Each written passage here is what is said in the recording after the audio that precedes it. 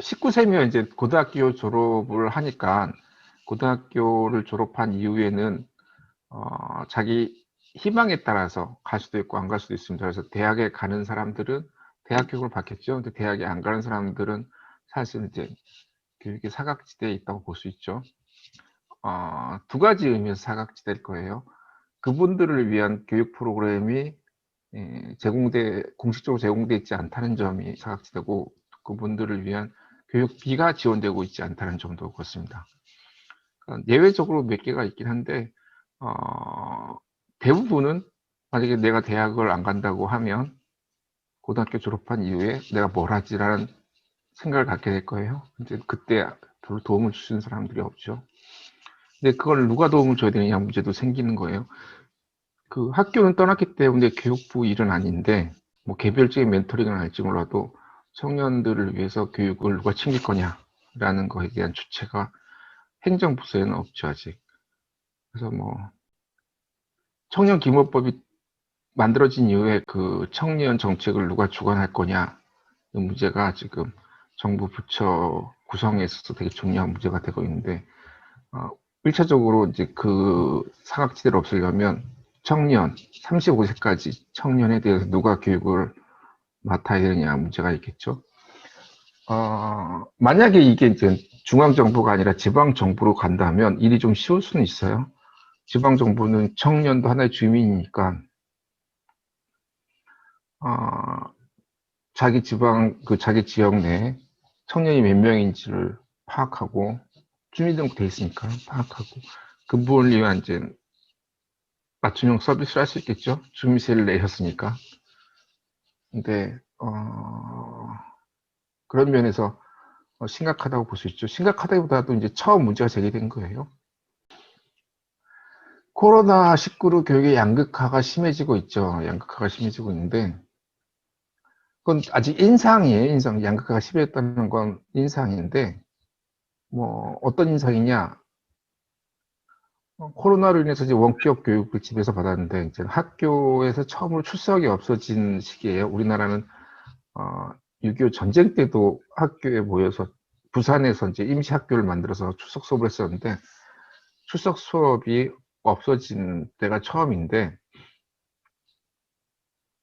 그만큼 뭐, 그동안 안정이었다고 볼 수도 있죠. 뭐, 전염병도 없었고. 근데 이제 이번에는 처음으로 출석이 없었는데, 출석이 없는 동안, 다른 나라보다, 다른 선진국보다 빠르게 원격 교육을 도입해서, 수업 시간을 메꿨어요. 근데 이제 학습 활동이 그만큼 학생들이 따라왔느냐가 문제인데, 어, 일반적으로도 이런 코로나 상황이 없어도 방학이 지나고 나면, 방학을 시작했다 지나고 나면, 학습 격차가 많이 벌어지는 거는 전 세계적으로 공통적인이에요. 왜냐하면 가정학습을 해야 되는데, 집에서 체계적으로 사교육을 받는, 사교육이라고 꼭 학원 다니는 게 아닐 수도 있어요. 부모님하고 같이 해외여행 갔다 오면 외국어가 늘고 뭐 그런 거죠. 부모님하고 체험학습을 같이 다니면 학습이 늘고 그런 건데, 만약에 집에서 부모님이 챙길 수가 없어서 팽개쳐져 있다면, 어, 학습 손실이 많겠죠. 배운 걸 잊어먹기도 하고 배울 시간에 안 배운 것도 되고, 그래서 이제 격차가 벌어지는데,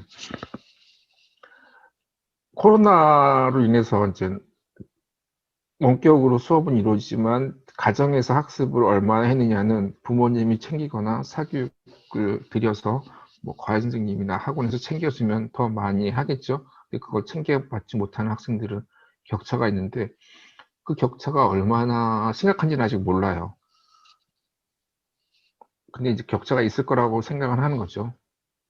그리고 이제 절대적으로도 보면, 원격 교육이 이루어질 수 없는 환경에 있는 학생도 있을 거예요. 컴퓨터가 없다든가. 근데 그런 거는 선제적으로 많이 해결했어요. 교육청에서 진짜 부지런히 노력을 해서 컴퓨터를 집에 갖다 주고 막 그래서 해결을 했어요.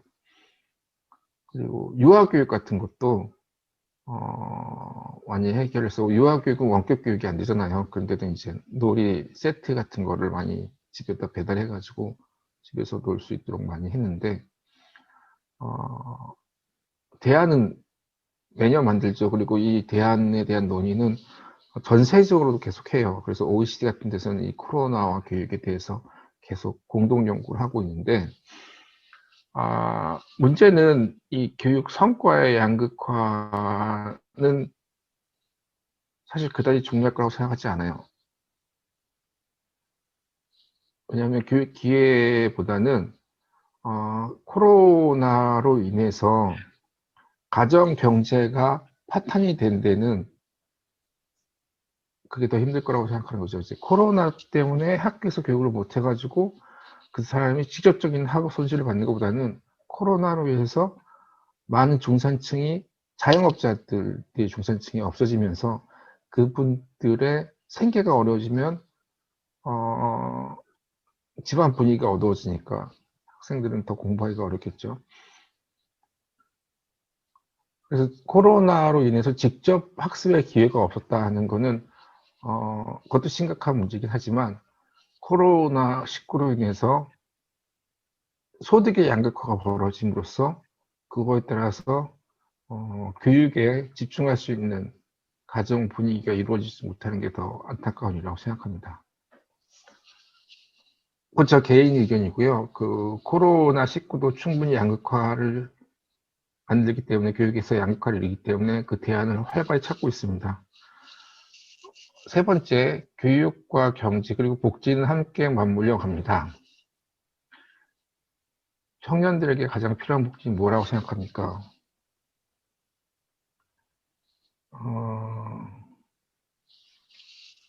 고용이죠, 고용. 가장 필요한 복지는 고용이, 사실 고용은 자기가 일해서 돈 버는 건데, 무게 복지냐고 하겠지만, 안정적인 일자리를 제공하는 것은 경제 정책이긴 하지만 가장 중요한 복지 정책이에요. 안정적이라는 것은 여러 가지 의미가 있는데,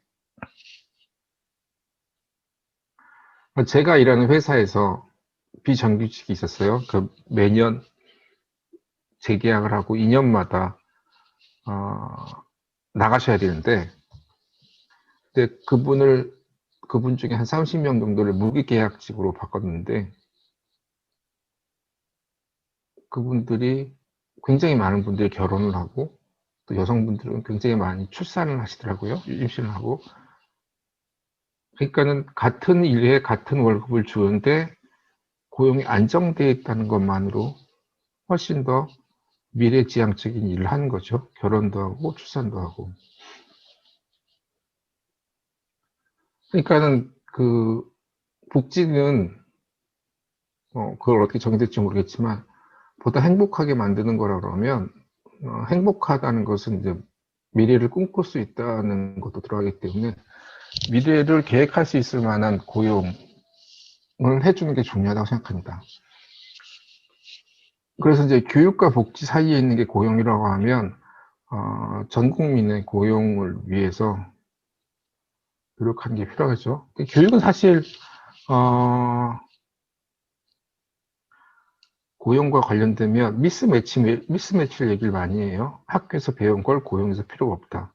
그러니까 회사에서는 사람을 구하기 어렵고 청년들은 회사를 구하기 어렵다고 그래서 이제 둘 다 안 맞는 미스매치라고 하는데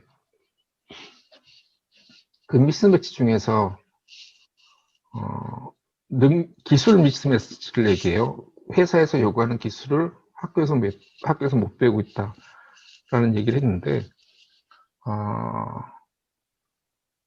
우리나라를 그 정도의 미스매치는 없어요. 왜냐하면 워낙 인재들이 똑똑하기 때문에 그 정도의 미스매치는 없는데 회사에 가면 금방 배우는데 이제 우리의 미스매치는 뭐냐면 그 임금 미스매치예요.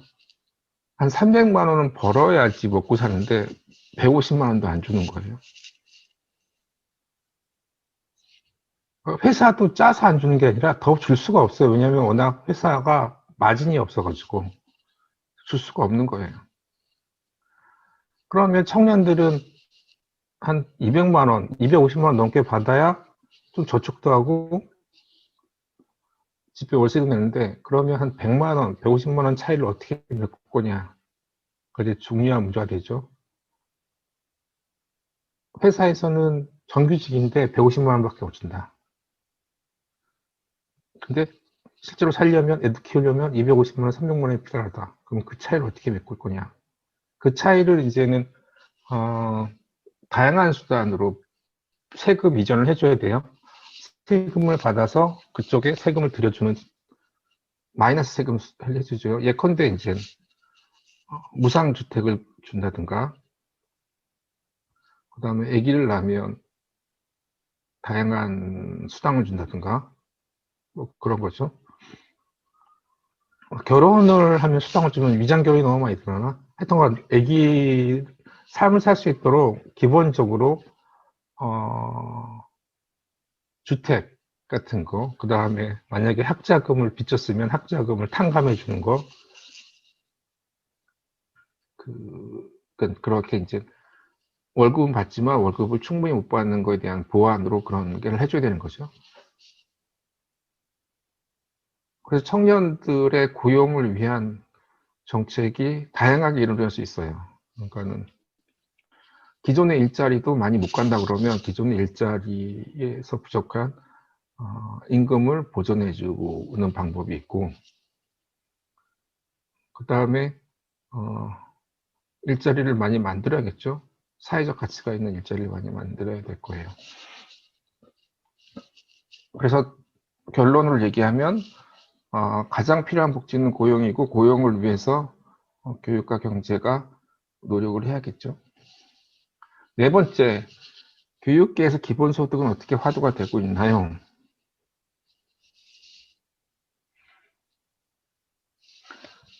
기본소득을 이제 보통 그러니까 모든 사람에게 주는 똑같은 혜택이라고 하면 기본소득이라는 말이 그 뜻이 있을 거예요. 기본적으로 받는 소득이니까 그 평등의 개념이 이제 들어간 건데, 예컨대 무상급식 같은 경우가 그랬어요. 아니 진짜 재벌의 자식도 돈을 내서 밥을 먹을 수 있는데 걔한테도 공짜, 아주 못 사는 애 자식도 공짜. 그러니까 반대하는 사람들은 돈 있는 사람한테 돈을 더 걷어서 돈 없는 사람한테 더 비싸고 맛있는 도시락을 주자, 그런 개념이 있어요. 선별복지라고. 선별복지. 기본소득은 보편복지를 얘기하는 거예요. 보편복지.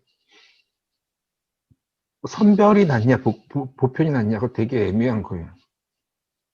우리도 지금 재난지원기금을 올해 받았는데, 재난지원금을 처음에는 보편복지였어요. 다 똑같이 40만 원 주거나 뭐 그랬어요. 그 다음에는 소상공인을 위주로 주자, 뭐 그렇게 변했죠. 통신비도 전 인구를 다 줄 거냐, 아니면 특정 연령에만 줄 거냐, 그러니까 보편적으로 수혜를 받게 할 거냐, 선별적으로 받게 할 거냐가 제일 어려운 문제예요. 선별에 좋은 거는 이제 선택과 집중을 할 수 있죠. 어떤 타겟팅을 해서 그 사람들한테 집중적으로 자원을 몰아줄 수 있는데, 문제는 선별의 기준이 항상 잡기가 어렵다는 거예요. 선별을 하면 항상 차상이라는 게 있어요. 바로 옆에 있는 사람들, 해당되지 않죠. 바로 옆에 있는 사람 되게 억울해. 학급발로 내가 못 받는구나.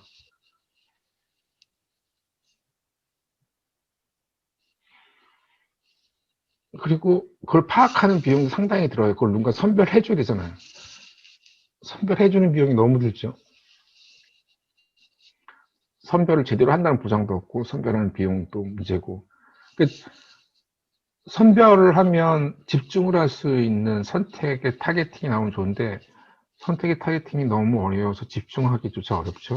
그렇다고 보편복지를 해서 무조건 다 하면 그건 좀 비용이 작고, 교육은 기본적으로, 공교육은 기본적으로 무상화를 시도했어요. 그게 기본적으로 기본소득이에요. 무상화는 의무교육하고 좀 다른데, 의무교육은 꼭 받는 거라서, 우리 지금 중학교까지는 의무교육이에요. 그 의무교육은 학교에 꼭 나오라는 얘기인데, 고등학교는 의무교육이 아닌데 무상화를 계속 하고 있어요. 그러니까 이제 다른 나라는 다 고등학교까지는 다 무상화라고 보는데 우리나라는 이제 무상화를 하고 있는 거죠. 박근혜 정부에 처음 고등학교 무상화를 시도했고 지금 점점 그 확대를 하고 있어요. 모든 고등학생이 무상을 하는 건 아니에요. 등록금을 다 공짜로 받는 건 아닌데 점점 늘어나고 있죠.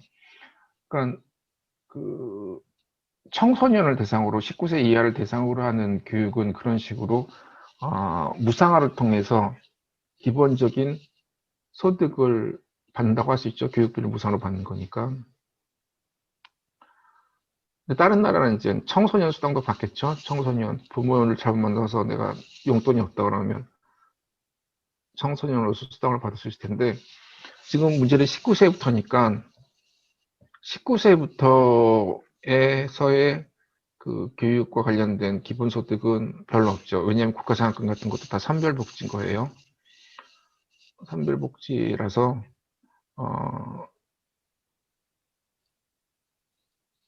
그 어떤 해당되는 기준에 있어서 해당되는 사람이 그러니까 전 연령 한 연령층에 뭐 전 학생 또는 전 청년이 받는 기본소득은 19세 이상은 없는 것 같아요. 그러니까 18세까지는 굉장히 활발하게 기본소득적인 개념의 무상교육이 논의되고 있습니다.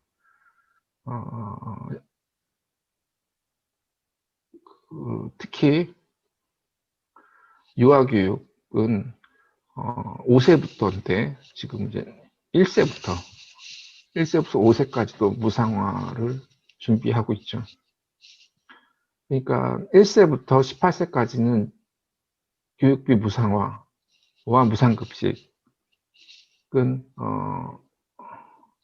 어떻게 보면 교육과 관련된 기본소득이라고 할 수 있죠. 그러면 5번째 청년 기본소득이 교육과 경제에 어떤 영향을 미칠 것 같나요?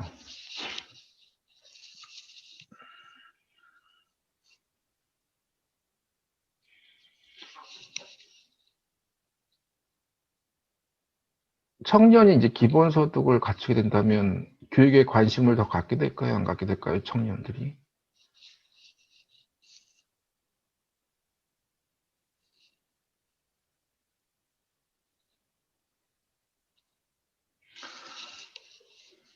교육은 이제 여기서 교육은 청년들이 19세부터 받는 교육은 이제 교육이 있고 훈련이 있을 거예요. 크게 따라서 이제 교육만 놓고 생각하는 사람들은 교육 그럼 대학 교육을 생각하고 19세부터 훈련 그럼 직업 훈련을 생각해요. 근데 그걸 터트려서 얘기를 하면 청년이 이제 기본적인 소득을 받으면 교육에 임할 시간이 공부할 시간이 더 많다고 볼 수 있죠, 기본적으로. 그러니까 내가 이제 생계가 유지되니까 공부를 더 해야겠다.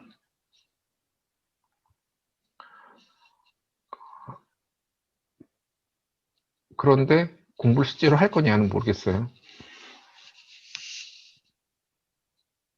그리고 그게 공부를 한다고 해서 그게 성과가 어떻게 측정될 수 있는지는 확실하지 않아요. 기본소득을 줬는데 취업률이 올라가느냐 보장할 수 없어요. 그러니까는 청년에게 기본소득을 줬다는 거는 청년에게 시간을 줬다는 거예요, 사실은.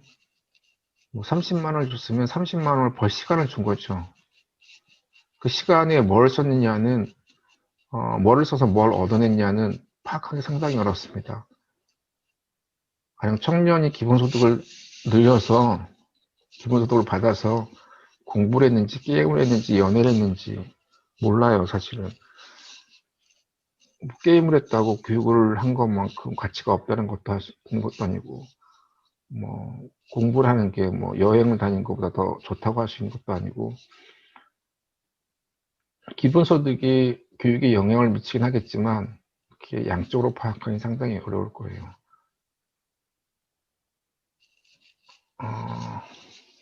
그렇다고 청년의 기본소득을 네가 청년으로서 역량을 개발하면 줄게 라는 식으로 하면 또 기본소득이 안 되는 거죠. 그건 장학금이 되니까. 그냥 기본소득이라는 것은 그래서 그만큼 이제 보수파나 우파로부터 퍼주기라고 지적을 받기가 십상이죠. 뭘 바라고 줄 수 있는 게 아니니까. 경제에는 좋은 영향을 미칠 거라고 봐요. 그게 이제 왜 좋은 영향을 미치냐. 청년 기본소득은 단지 구매력이 되겠죠. 구매가 그만큼 늘어나는 거죠. 그러니까 모든 사람들이 힘들어지니까 돈을 안 써요. 돈을 안 써서 잘 쓰고 소비가 유지되는데 청년 기본소득은 다 돈을 쓸 거 아니에요. 예컨대 기본소득을 카드로 준다고 그러면 어떻게든 카드를 쓰겠죠. 카드깡을 할 수는 없으니까. 그 카드에 돈을 받아가지고 저축하지 못하잖아요. 돈을 쓰지 않으면 날아가니까 소비가 진작되겠죠. 그래서 이제 청년 기본소득의 만큼 소비가 확산되겠죠. 그러니까 지금 현재 양적 완화라고 그래가지고 경제가 위축되니까 계속 돈을 찍어서 이제 자산 가치를 높이고 있는데 문제는 자산이 없는 사람들은 돈이 더 없는 거예요. 지금 다 부동산 가격이 올라가고 주식 가격이 올라가는데 부동산도 없고 주식도 없는 사람들은 현금도 없어요. 근데 이제 자산을 가진 사람들은 자기 돈이 올랐으니까 돈을 더 쓸 거 아니에요. 그렇진 않아요. 그렇다고 그 사람이 현금 있는 건 아니거든요. 그러니까 다 현금을 안 쓰고 있어요, 지금. 그러니까 이런 기본소득을 통해서 소비를 촉진하는 가치는 그 역할은 있겠죠, 계속. 청년 기본소득에 대해서 정책에는 반대하지 않을 거예요. 교육계는 기본적으로 찬성하겠죠. 공부할 시간이 확보될 거예요. 그런데 공부는 안 할 거고, 청년 기본소득은 돈은 다 쓰겠죠. 그러니까 교육 경제에는 확실한 영향을 미칠 거고, 교육은 잘 모르겠습니다. 연 3천만 원이면 그렇게 비싼 수준 아니에요. 미국은 훨씬 더 비싼 것 같아요. 미국은 국립대학도 5천만 원 정도 되는 것 같은데.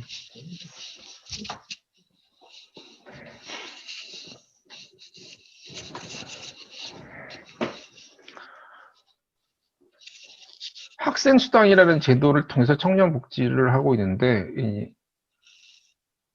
학생이 아니어도 학생수당이라는 거잖아요, 지금. 대학생만 받는 수당은 아니에요. 제가 보기에는. 20살이다. 그럼 셋 중에 하나일 거예요. 대학을 다닌다. 직장에 다닌다. 놀고 있다.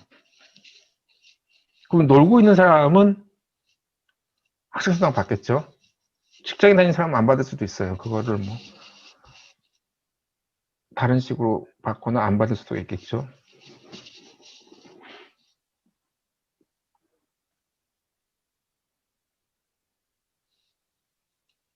청년 기본수당이 도입되는 거하고 대학 학비하고는 관련이 없고, 대학 학비는 무조건 무상화가 돼야 돼요, 기본적으로. 그러니까 기본소득은 교육하고는 별로 관련이 없어요. 교육비를 무상화시키는 게 교육의 문제고, 기본소득은 그 사람이 교육을 받냐 안 받냐고 상관없이 받아야 되는 사람으로서의 수당이지, 공부를 하니까 돈 준다 그런 거는 해당되지 않아요. 근데 만약에 공부 안 하면 어떡할 거예요? 다 공부 안 할 건데, 기본적으로. 원래 공부는 하는 사람이 정해져 있어요, 사실은. 공부가 재밌는 사람만 하지, 뭐 기본소득 받는다고 공부 갑자기 재밌어지나. 그렇지만 공부가 재밌건 안 받건 공부를 하게 했다고 생각하는 사람한테는 기본적으로 학비를 부상화시켜야 되는 거죠. 그래서 대학 학비를 어떤 식으로든 무상화를 해야겠죠. 근데 이제 역차별이 있을 수 있어요. 대학을 안 가는 사람한테는 그 돈을 어떻게 혜택을 줄 거냐. 대학 가는 사람들은 학비를 면제받는 만큼의 돈을 대학 안 가는 사람한테 어떻게 줄 거냐. 그래서 이제 기본소득을 30만 원이라고 하면 재미가 없고 11번하고도 관련되는 건데, 우리나라 대학 교육이 무상화되기에는 너무나 오래 걸릴 거니까, 또는 무상화를 빨리 촉진하는 의미에서 청년 기본소득의 교육비 계정을 따로 만드는 거예요. 교육기관에 낼 수 있는 바우처를 뭐 1,000만 원, 2천만 원을 주는 거죠. 그게 이제 고용보험에 들어갈 수도 있어요. 예컨대 한 사람이 태어나면 고등학교까지는 무상으로 하고 고등학교 이후에 35세까지 그 사람은 35세까지 2천만 원 정도의 교육비를 쓸 수 있다. 언제든지. 그거 직접 현금으로 받는 건 아니에요. 교육기관에 내는 거지. 그래서 학원에 낼 수도 있고, 이제 그러면 이제 그러니까 미국은 그런 걸로 고등교육기관을 관리해요. 학생들이 등록금을 내는데 그 등록금을 중앙정부가 대준단 말이에요. 그럼 중앙정부가 대줄 수 있는, 우리는 대학 평가도 비슷한 거죠. 국가 장학금을 받을 수 있는 기준이냐 없느냐가 이제 대학이냐 아니냐를 판단하는 것처럼, 이름을 대학이라고 지어도 국가 장학금을 받을 수 있는 기관이냐 아니냐는 것처럼, 예컨대 청년 기본 교육비를 납부받을 수 있는 기관이냐 아니냐를 가지고 고등교육이냐 아니냐를 판단할 수 있죠. 고등교육을 꼭 대학이라고 그러면 정확한 말로는 후기 중등교육이라고 그래요. 중등교육은 세컨더리잖아요. 세컨더리. 초등을 처음이고, 처음이 초니까 초등이고, 중간이 있고, 그 다음에 제3차 기관을 고등교육기관, 대학으로 하면 중등교육기관을 세컨더리 에듀케이션이라고 그래요. 그럼 세컨더리 에듀케이션을 지나는 포스트 세컨더리 에듀케이션이 대학이 있겠지만 대학 아니고도 많아요. 직업학교 같은 거. 내가 미용학원을 다녔다. 그건 뭐 전무대를 갈 수 있지만 전무대도 힘들어. 미용학원을 다닐 수 있죠. 아니면 내가 인터넷으로 공부할 수도 있죠. 해외 유학을 갈 수도 있을지 몰라요. 그거와 관련돼서 그런 거. 아니면 내가 애견 훈련소에 가서 인턴을 했다. 근데 그게 이제 돈을 들어가니까 그 비용을 누가 댈 거냐는 문제가 있는데, 기본소득을 한다면, 기본소득을 이렇게 교육에 대한 직접적인 연관을 맞추려고 하면, 근데 12월간 30만 원을 현금으로 준다 그러면 그거는 소비할 수 있는 수단이 되는데, 교육에 직접적인 영향을 받게 하려면 교육비 면제를 하는 거죠. 2천만 원 정도의 교육비 면제를 해주겠다. 그러니까 교육비 면제, 기본적인 면제, 교육비에 대한 기본적인 면제, 기본 면제라는 걸 따로 만들 수 있겠죠. 그래서 그거를 대학을 가든 어떤 직업 훈련을 받든 공짜로 해주겠다. 그러니까는 처음부터 전액은 할 수는 없지 모르지만 공통적으로 한 1,000만 원씩. 그러면 하나 1년 정도는 되잖아요. 대학교 1년. 그러니까 맨 처음엔 전문대 정도는 공짜로 할 수 있게 해야 될 것 같아요. 2년은 해. 그러면 전문대 다니나 4년 다니나 똑같잖아. 그리고 전문대를 안 다녀도 2년만큼의 직업교육을 받을 수 있어. 근데 그게 이제 미니멈 수준인데, 미니멈 수준 1년만 맞춰도 돼. 1년짜리 직업교육을 받을 수 있어. 전문대도 1년은 받을 수 있어. 4년 지나도 1년은 받을 수 있어. 뭐 그런 식의 이제 1년 정도의 직업교육의 면제, 직접 교육비에 대한 면제를 할 수 있으면 좋죠. 그러니까 8번 문제는 그런 의미가 있는 거예요. 스웨덴은 학비도 무료인데 학생 수당도 준다. 호주는 학비는 유료인데 학생 수당을 준다. 우리는 어떻게 되느냐?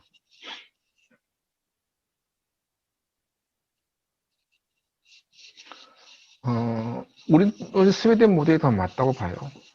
학비도 무료고 학생 수당도 있어야 되는 거죠. 8번 같은 경우는 호주 학비는 다 이제 그 대출로 될 거, 스튜던트 론 대출로 해서 나중에 되면 갚으라는 거겠죠.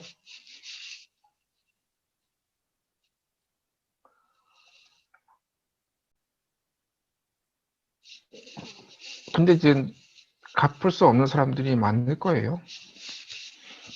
이게 되게 재밌는 거예요. 이제 잉글리시 스피킹 컨트리라는 게 있어요. 영어를 쓰는 나라들.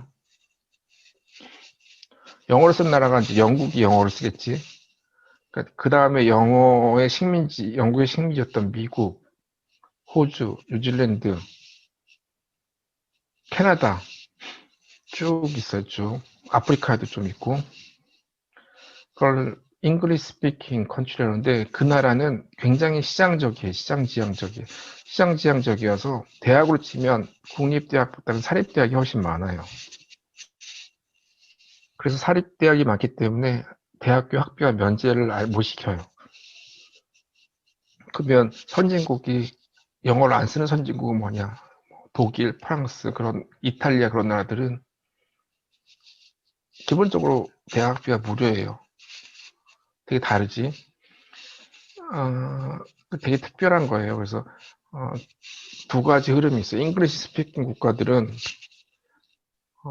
되게 시장지향적인 걸 해요. 그래서 복지를 최소화시키고 다 대출 그런 걸 해결하려고 하는데 독일, 프랑스나 그런 대륙계통의 나라들은 국립기관을 많이 만들려고 하죠. 우리나라는 섞여 있긴 해요. 사립학교, 사립대학이 많은 거는 그쪽을 닮았고, 근데 이제 예컨대 초등학교 옛날에 초등학교 사립학교가 많았고 중학교 때 사립 중학교가 많았는데 거의 다 공립화 시켰어요. 그런 식으로 점점 공립화를 유도하고 있긴 하죠. 교육기관에 있어서. 그래서 8번의 결론은 청년 기본소득이 도입된다면 대학 학비와 관련해서 큰 영향을 미칠 수 없기 때문에 대학 학비와 관련된 별도의 청년 기본 교육비를 만드는 게 좋다고 생각합니다.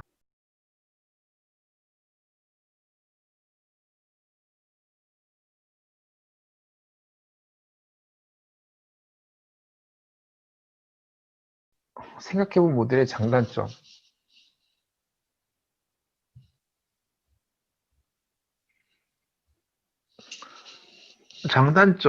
단점이 한 개겠지. 이제 조언이라고 하면,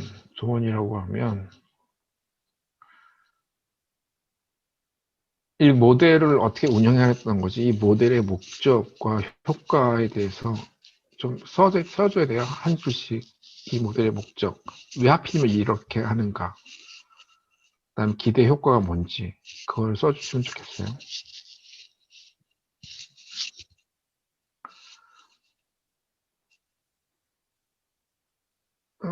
그리고 스스로 생각하는 장단점도 써주면 좋겠죠.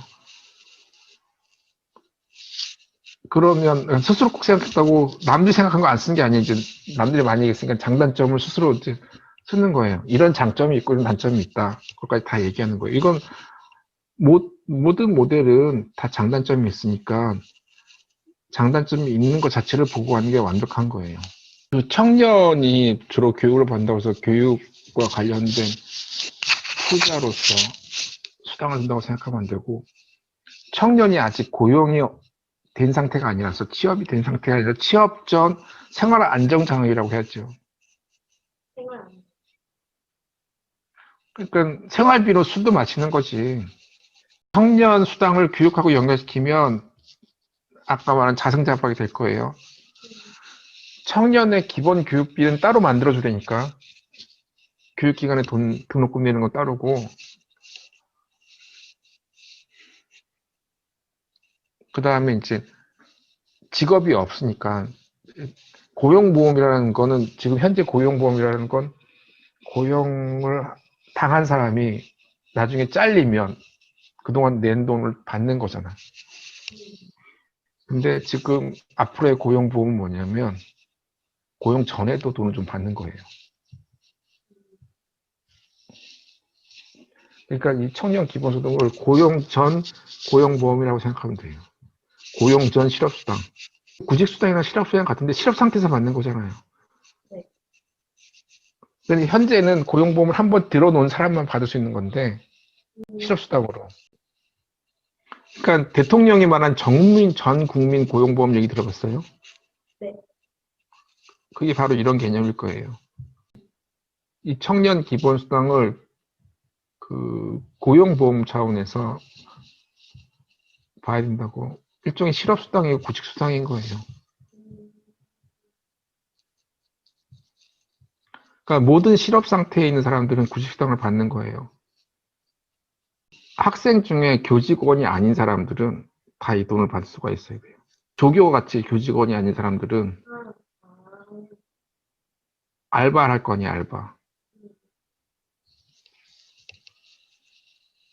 그러니까 특별한 노동소득이 없는 사람들은 이 수당을 받을 수 있게 해야죠. 학생 중에서도. 학생은 직업이라고 해서 따로 실업자라고 안 받는데 구직수당은 구직수당 개념으로 보면 훨씬 일이 쉽죠.